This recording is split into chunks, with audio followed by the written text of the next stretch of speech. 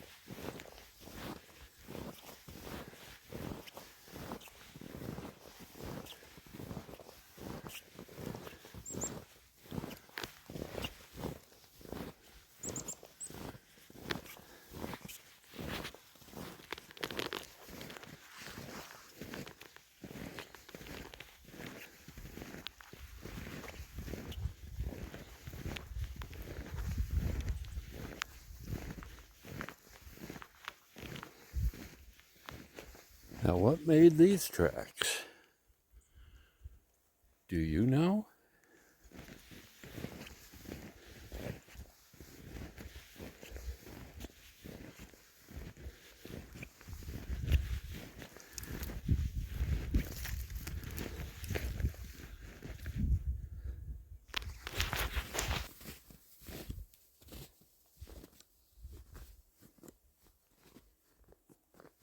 Well, it's finally snowed in Minnesota.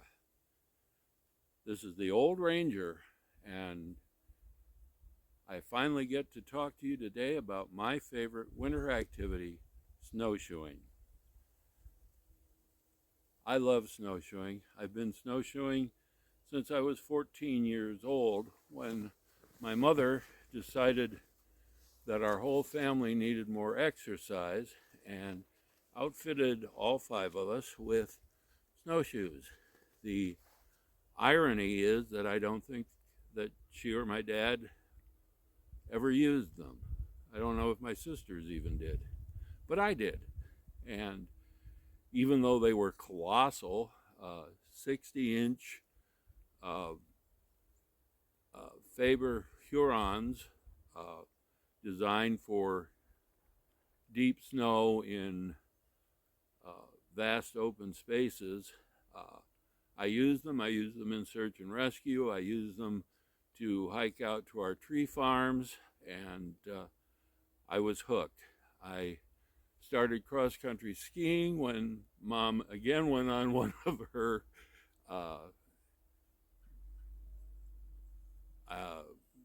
decisions that we needed to get fit and bought cross-country skis. I still have a pair of those, and I was 18 when that happened.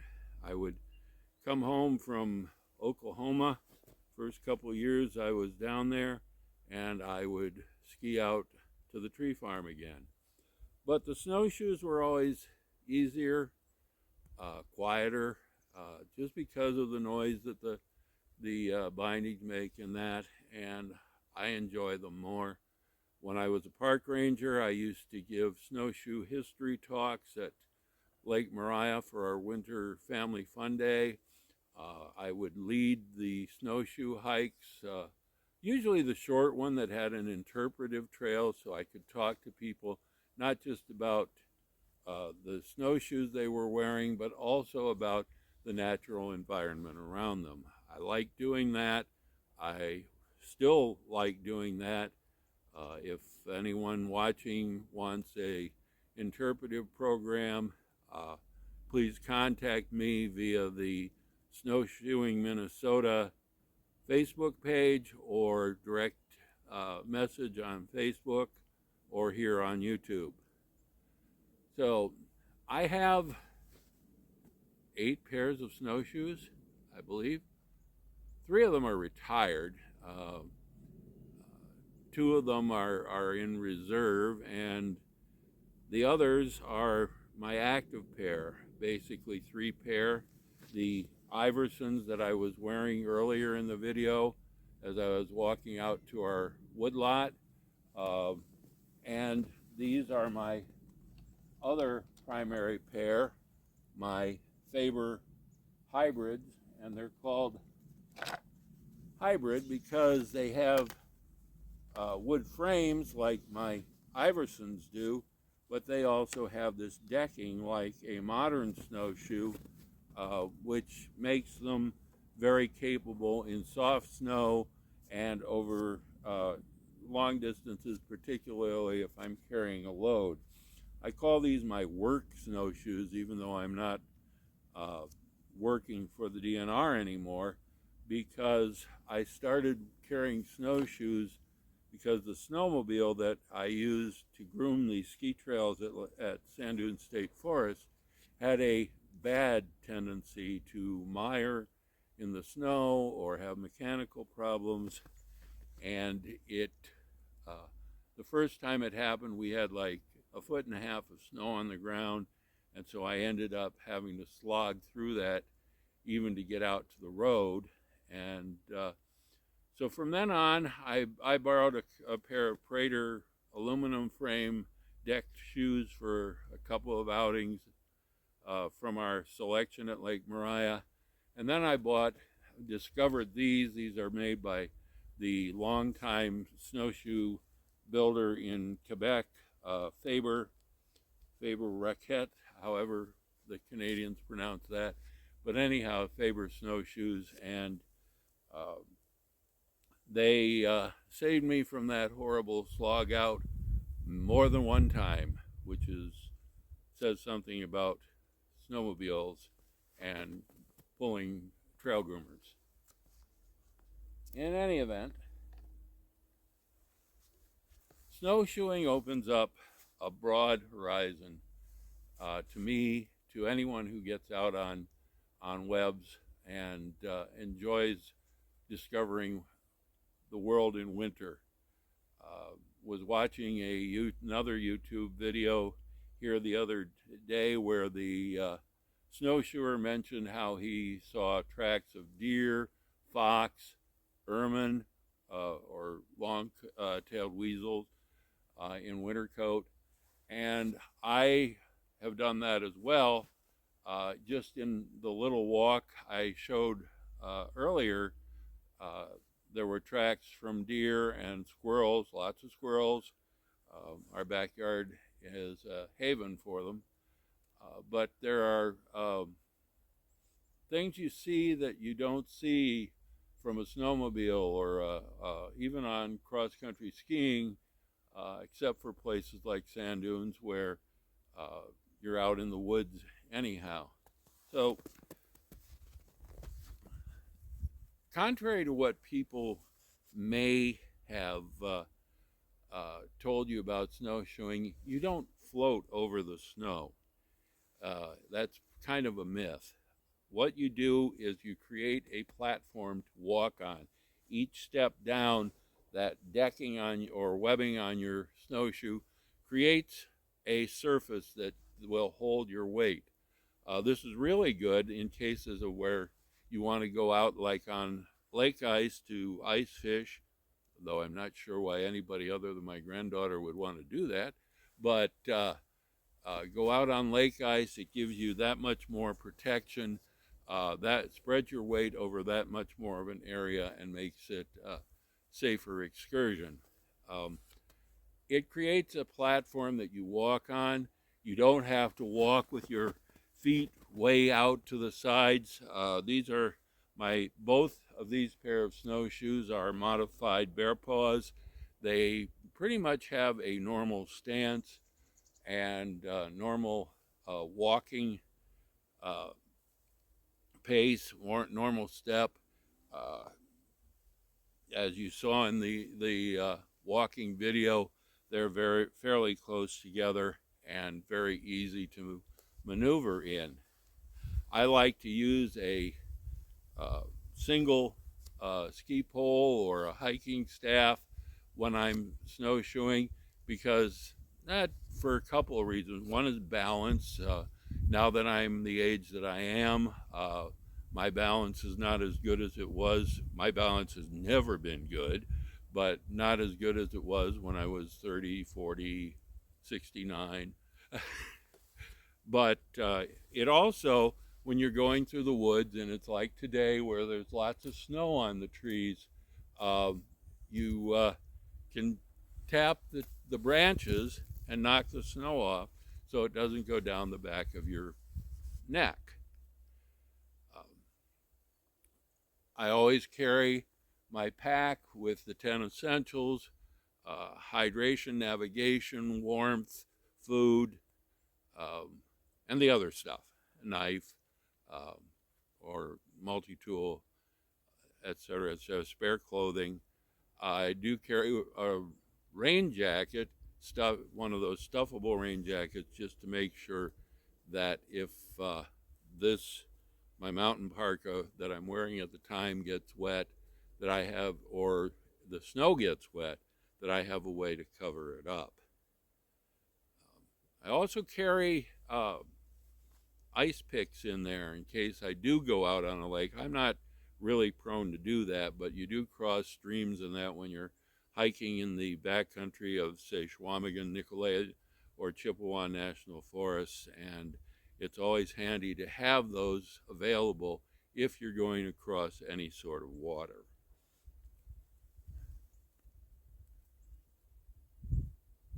Some of the other things you can do with snowshoes, uh, over the last maybe decade or so, snowshoeing has become a popular sport. It is actually boomed in popularity. I've read a couple of places that have said it is the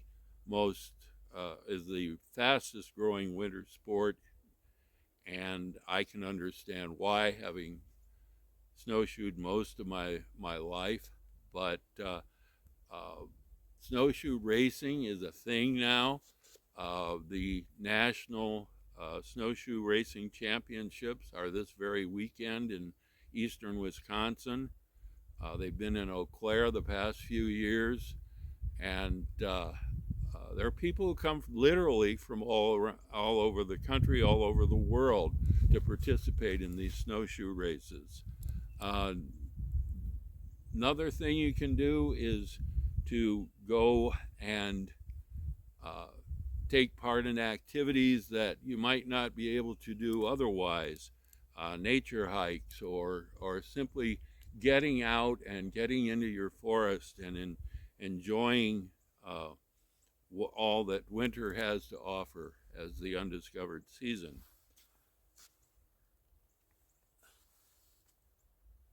Winter, one of the things that we did at Lake Maria, and I hope to replicate soon, was the Junior Snow Ranger program. That's a program developed and propagated by the United States Forest Service, similar to their Junior Forest Ranger program, but obviously winter-based. Snow Rangers are people like I was, whose primary job is to make sure that forest visitors have a safe and enjoyable time. In mountainous country, they monitor and in some cases deal with avalanche management. They assist in rescue operations. In other places where you don't have many, if any, avalanches like here, they groom trails, they uh, uh, provide opportunities and lead snowshoe hikes. And see, the snow is blowing out of the trees right now. And so you can take part in these things. Getting into snowshoeing is relatively inexpensive. Once you have your snowshoes, and a hiking staff or a ski pole, you've got pretty much everything you need. If you want to get into winter camping, there's a whole plethora of additional things you can buy in order to start winter camping.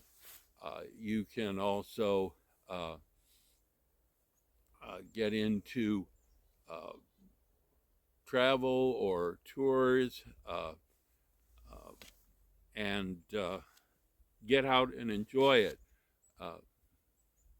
I believe there are some snowshoers who do disc golf on snowshoes.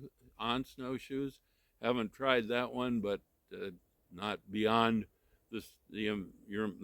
my imagination. Let's put it that way. Snowshoeing is ancient. Uh, Here in the northern climes, when uh, people had to get across the snowy landscape, they had to find some way to do so. And they developed snowshoes and skis, skis are really an extension, literally, of snowshoes. And so they learned to use these boards, or in the case of the native peoples of Canada and the northern U.S., made web out of animal guts and rawhide and willow or ash branches, and used that to maneuver quite successfully over the terrain.